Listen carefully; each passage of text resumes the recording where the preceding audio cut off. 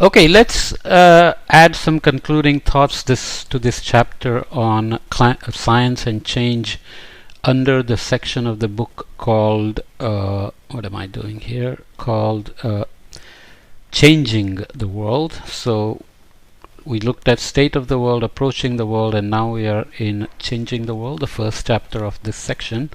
History demonstrates that it is clear that science has great potential for driving change, both in addressing and inadvertently causing challenges. There may be many reasons for these inherently dual outcomes of science.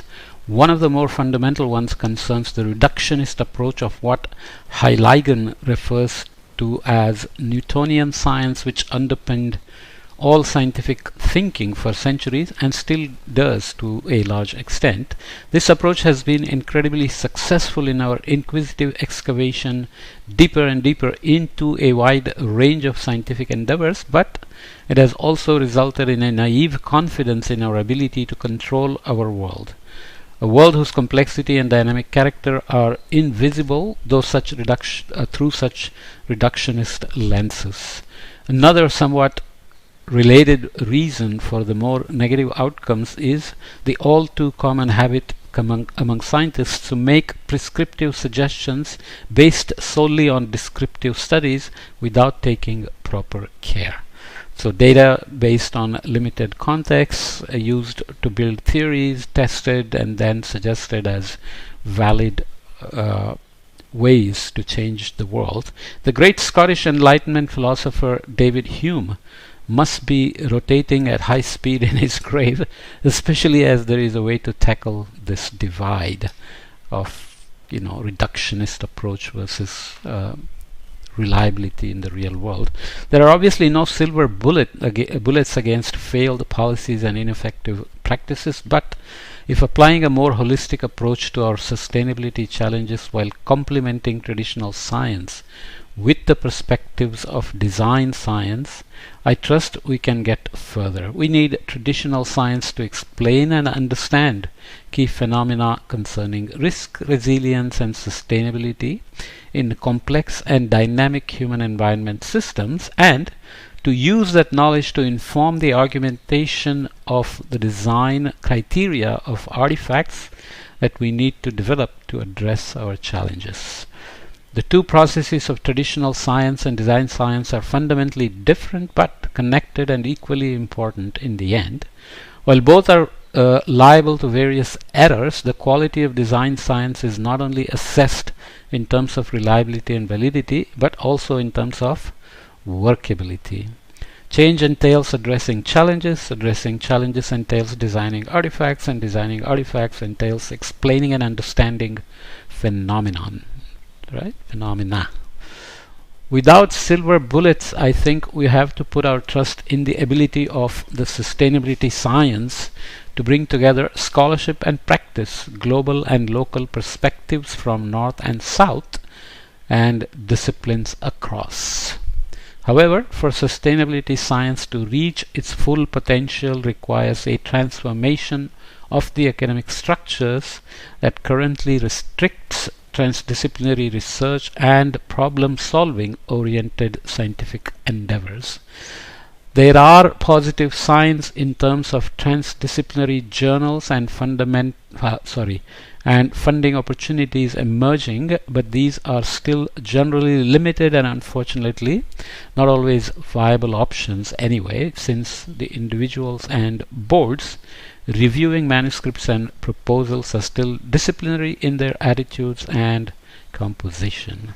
While disciplinary research is effective for addressing a wide range of research questions, it is fundamentally insufficient for addressing our contemporary sustainability challenges. I want to add a few words here just as a way of thinking about this. If adding to the basic argument being made here that the disciplinary silos that have worked so well and have brought us so much science and technology and better quality of life, convenience of life and so on, may have serious limitations when it comes to dealing with a global sustainability challenge like problem. So we talk about human activities, land use change, fossil fuel emissions, climate change, impacts across the globe, which many times are very local. So global temperature, global warming doesn't make sense except to track the increasing energy we are trapping, energy that is being created by burning fossil fuels.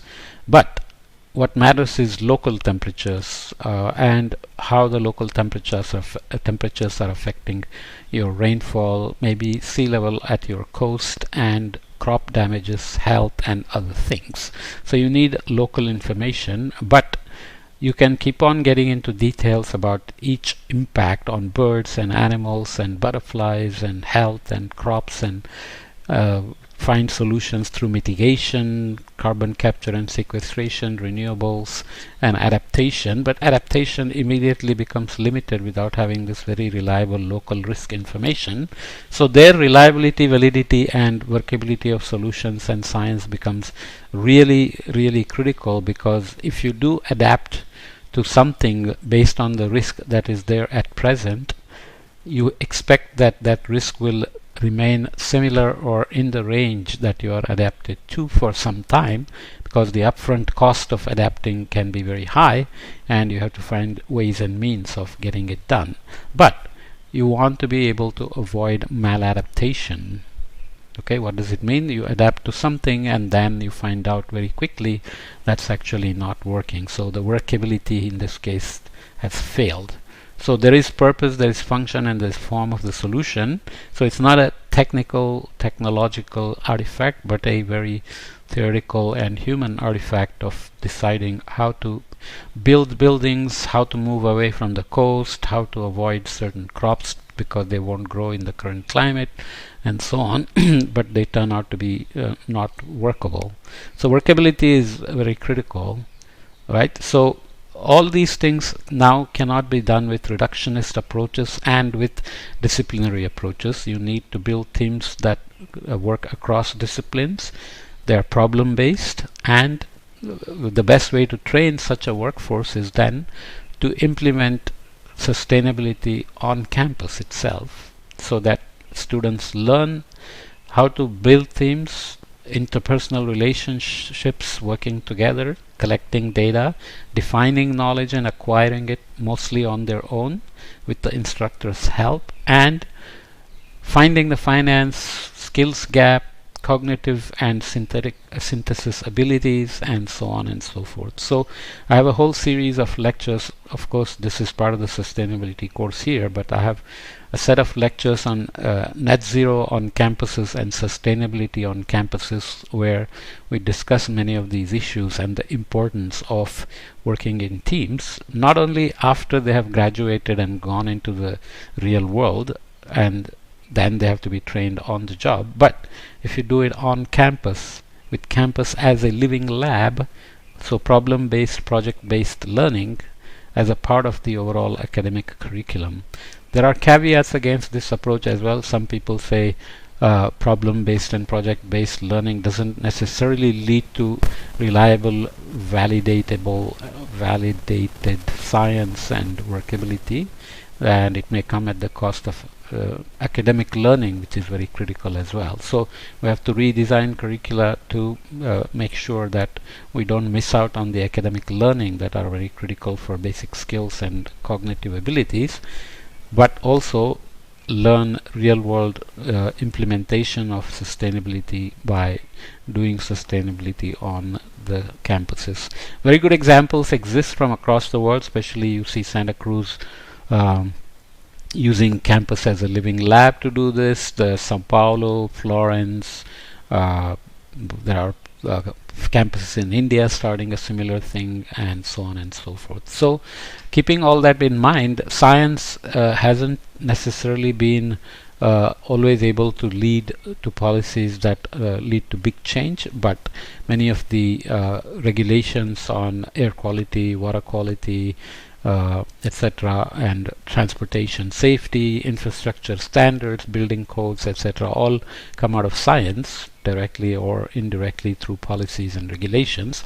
So now the science itself has to change the world. So that's the main message about facing the sustainability challenge in terms of education and defining the goals, purposes, and functions, and designing artifacts to deal with sustainability challenges. That to stay in the human dimension and environmental footprint phase space that we talked about, while dealing with the risks as they evolve, taking the deviations necessary from the path to sustainable development, but keep coming back with this idea of teams that will manage the risk and bring us back to pathway to sustainable development. Okay, so we'll meet in the next chapter then. Okay.